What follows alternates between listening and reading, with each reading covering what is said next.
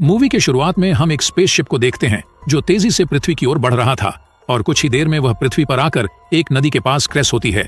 फिर तभी एक आदमी अपने दोस्त को लेकर पानी से बाहर आता है और उस आदमी का नाम कैनन होता है। फिर हम देखते हैं कि कैनन का साथी अब मर चुका है, लेकिन उसकी जान क्रैश की वजह से नहीं गई थी क्योंकि उसके सूट में बड़े बड़े पंजों के निशान थे। तभी कैनन को नदी में एक बॉक्स तैरता हुआ दिखाई देता है और वह बॉक्स दरअसल कंप्यूटर होता है जो उन्हीं का था। तभी कैनन उस कंप्यूटर से इस जगह का इंफॉर्मेशन निकालता है जहां उनकी स्पेसशिप क्रैश हुई थी, जिसके बाद वह कंप्यूटर इस जगह का सारा इंफॉर्मेशन कैनन के दिमाग में ट्रांसफर करने लगता है, जिससे हमें पता चलता है कि कैनन कोई इंसान नहीं था बल्कि एक एलियन था जो दूसरे प्लेनेट से आकर पृथ्वी में क्रैश हो गया था। और अब वो कंप्यूटर बहुत सारे इंफॉर्मेशन के साथ साथ यहाँ का लैंग्वेज भी कैनन के दिमाग में ट्रांसफर कर देता है। फिर उसके बाद वो अपना गन लेकर जंगल में जाने लगता है और वह चलते हुए एक गांव में पहुंच जाता है। तब हम देखते हैं कि ये गांव पूरी तरह तबाह हो चुका था। तभी कैनन की नजर एक दरवाजे पर पड़ती है जिसमें बड़े बड़े पंजों के निशान थे, जिसे देखकर वो समझ जाता है कि ये निशान पृथ्वी के किसी भी जानवर का नहीं हो सकता क्योंकि ऐसा जानवर सिर्फ उसके ही प्लेनेट में पाया जाता है। तभी अचानक से कोई इंसान कैनन पर हमला कर देता है जिससे उसकी गन नदी में गिर जाती है और वो भी बेहोश हो जाता है। तब हमें पता चलता है कि कैनन पर हमला करने वाले आदमी का नाम वुल्फ्रिक था और वुल्फ्रिक उसको लेकर अपने गांव आता है। उसके बाद हम गांव के राजा को देखते हैं जो अपनी बेटी को कहते हैं कि वह वुल्फ्रिक से शादी कर ले, लेकिन उसकी बेटी जिसका नाम फ्रेया होता है वो शादी करने से मना करती है। इसी दौरान वहां पर वुल्फ्रिक आता है और राजा को बताता है कि हमारा पड़ोसी गांव पूरी तरह से तबाह हो चुका है, पर हमें पता नहीं चला है कि वह हमला किसने किया था। लेकिन वहां से हमने एक अनजान आदमी को पकड़ा है, जिसे सुनकर राजा उससे पूछताछ करने के लिए कहते हैं। तभी वुल्फ्रिक कैनन के पास जाकर उससे पूछता है कि उस गांव में हमला किसने किया था, जिस पर कैनन बताता है कि उस गांव पर हमला एक मॉन्स्टर ने किया था और मैं उसी का शिकार कर रहा था, जिसे सुनकर वुल्फ्रिक हंसने लगता है।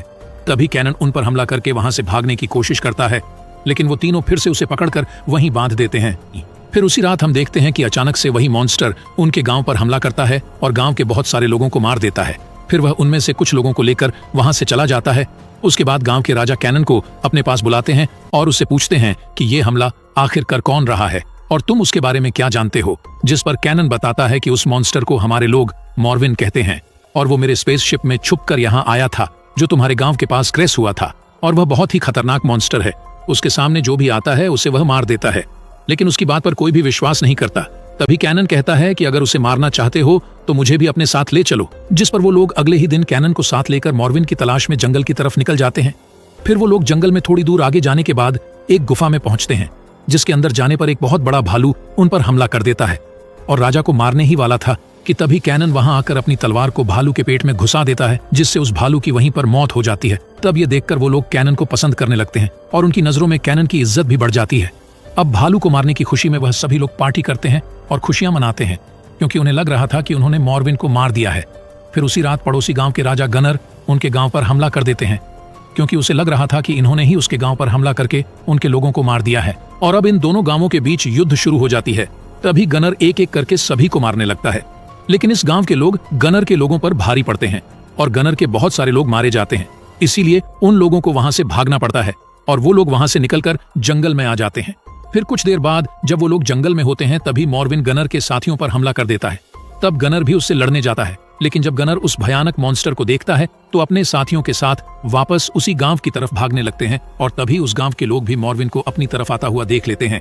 तब उन्हें यकीन हो जाता है कि ये कोई भालू नहीं बल्कि उससे भी भयानक कोई चीज है, जिसे देखकर राजा बहुत परेशान हो जाते हैं और कैनन से उस मॉन्स्टर को मारने का मदद मांगते हैं, जिस पर कैनन कहता है कि अब उस मॉन्स्टर को मारने के लिए हम एक जाल बिछाएंगे।